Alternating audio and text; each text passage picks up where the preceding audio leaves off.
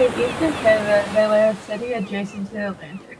Founded as a town in 1749 and a city in 1842, Halifax was a boasting city. Home to approximately 65,000 residents, the port city in Newfoundland was a vital stopping point for ships hoping to cross the Atlantic. The city served as a hospital for soldiers, port for ships to refuel, and a glance and a home for soldiers both looking towards Europe and North America. Despite the ongoing losses and devastation of war, Halifax was filled with excited soldiers, their families, as well as thousands of citizens going about their ordinary lives. On Thursday, December 6, 1917, disaster would strike. The Mont Blanc was a ship bound for France. Carrying tons of explosives, gunpowder, and other assorted munitions, she was a powder keg waiting to explode. She was allowed entry into the inner harbor of Halifax due to the ongoing war. Had the war not been occurring, she would not have been allowed entry, according to testimonial by the harbor master at the time, Captain Francis Rodolph. At the same time the Mont Blanc was permitted to entry in the harbor, the Alma was departing from New York. Coming from Holland in search of munition, the Norwegian ship was forced to dock in Halifax for inspection prior to proceeding farther into North American waters. While leaving, there was no communication with other vessels, and she encountered the American freighter. Standard practice for two ships passing each other is for them to pass to the right of each other, or portside to portside. In spite of this, the IMO and the American ship passed starboard to starboard, leaving the IMO on the wrong side of the harbor. Behind that fateful American ship was the Mont Blanc, still loaded with explosive cargo. The Mont Blanc was still on the Dartmouth side of the harbor, which is where the Alma was still headed, but in opposite directions. The Alma was headed at this fast pace out of the harbor as the Mont Blanc was approaching. The two ships were due to collide. The Mont Blanc, noticing the IMO, signaled that it would head to starboard towards Dartmouth. The IMO also signaled that it would head towards Dartmouth, directly into the path of the Mont Blanc. Panic struck across the French-charted ship. Had the IMO gone to portside, or had the Mont Blanc not diverted towards Dartmouth, the crisis would likely never have happened. As the Mont Blanc attempted to avert a collision against Hull 2, which contained TNT, the Alma attempted to pull right, where the two ships collided. Hull 1, which contained gallons of acid and benzol, was struck by the Alma. In the collision, sparks were flown, and a fire erupted, bleeding across both ships' decks. The Mont Blanc began to evacuate as the IMO left the wreckage behind and started to steam off towards a more open area of water. The Mont Blanc, now unable to control its movement with a damaged hull and no counterweight, began to drift towards the pier. As the uncontrolled ship edged ever closer to the pier, the fire kept spreading closer to the munitions stockpile containing the explosives. As workers, parents, and even school children all gathered facing the burning ship, the fire grew higher and higher into the morning sky.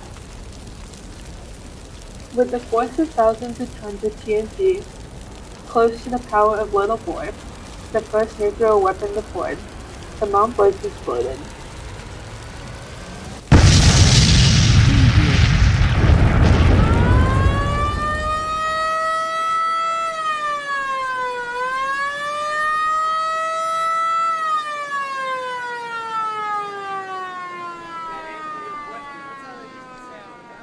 The steel shrapnel from her hull, as well as forces of winds thousands of times greater than any explosive seen before, ripped across the city.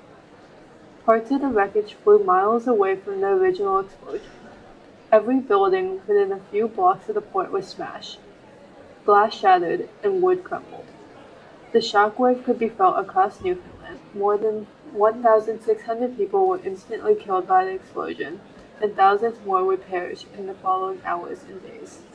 Men who have been at the front said they have seen nothing so bad in Flanders. A returned soldier said, "I've been in the trenches. I've gone over the top. I have seen the dead lying upon the field, but the sight witnessed at Halifax was 1,000 times worse and far more pathetic. Halifax, like most cities at the time, had no public safety organizations or social services. The fire department and the city's police were understaffed and had suffered fatalities after the explosion. It took hours for the situation in Halifax to become apparent beyond immediate areas. As the disaster became clear, the medical relief quickly took shape between Canada and the United States. The telegraph and telephone lines had been severed, and the rail station had been destroyed. But the trains began to evacuate wounded citizens to other Nova Scotia city hospitals, as the facilities were quickly overrun with injured citizens. While the telegram and railroads were destroyed, the president of the Dominion Atlantic Railway, or DAR, George Graham, had felt the explosion and walked through the destruction to Rockingham to send a telegram to DAR headquarters in Kentville. He requested doctors, nurses, medical supplies, trackmen, and engineers. Organize a relief train and send word to Wolfville and Windsor to round up all the doctors, nurses, and Red Cross supplies possible to obtain. No time to explain details, but list of casualties is enormous. Graham's telegram got through the Annapolis Valley and was one of the first telegrams received by authorities in Boston. The first to receive this telegram was Henry Endicott, chairman of the Massachusetts Committee on Public Safety. Endicott, along with businessman James Phelan, met with the Massachusetts Governor Samuel McCall less than 2 hours after the explosion. Governor McCall was determined to act even though the actual needs were unclear.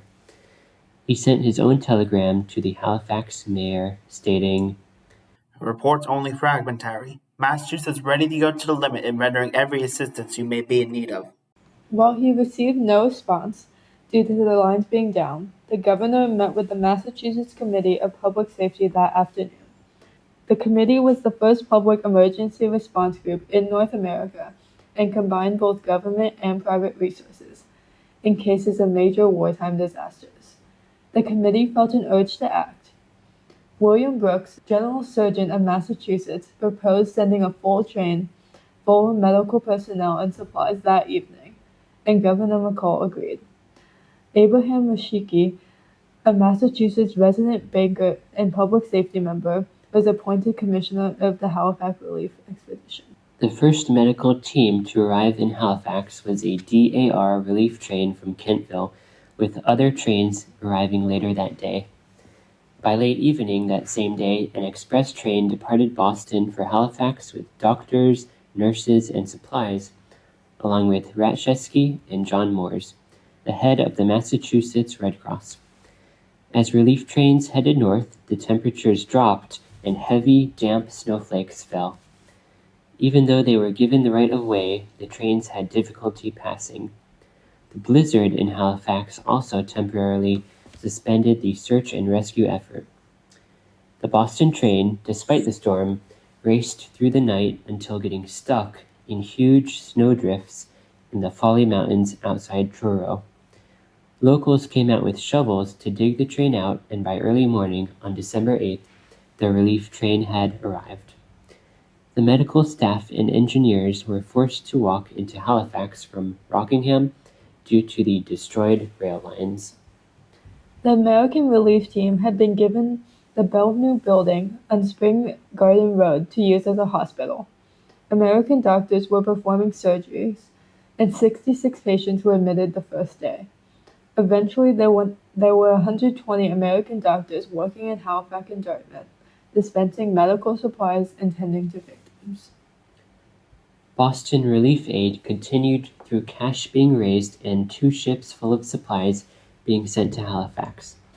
One of the ships, the Calvin Austin, was full of winter clothing, food, medical supplies, 25,000 U.S. Army blankets, and building materials. The other ship, the Northland, was sent with 10 gas-powered trucks, chauffeurs, fuel, glass, cement, nails, and second-hand clothing, and 2,000 packages of building supplies, which arrived in Halifax on December 13th. As to the gratitude of Halifax towards Boston, the pastor said the words of an old woman whom he visited were typical of the general feeling.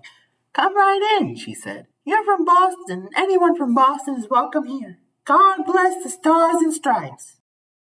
By December 13th, Rashiki judged that the relief supplies and medical support were adequate enough and returned to Boston. He made an impassioned speech on the train platform, thanking his fellow Bostonians for their work in the face of tragedy. "I'm proud of what my state has done, and sincerely trust when your city is once more established on more normal lines that Halifax will be a bigger and better city." He promised he would return to Halifax in January with more donated funds. 5 days later, more of the American Red Cross left on December 18th, and the last of the American Red Cross officials left Halifax on December 15th, deciding the city could manage on its own. Following the explosion, Nova Scotia gifted Boston with an evergreen Christmas tree. They thanked the state for her contributions to the relief effort.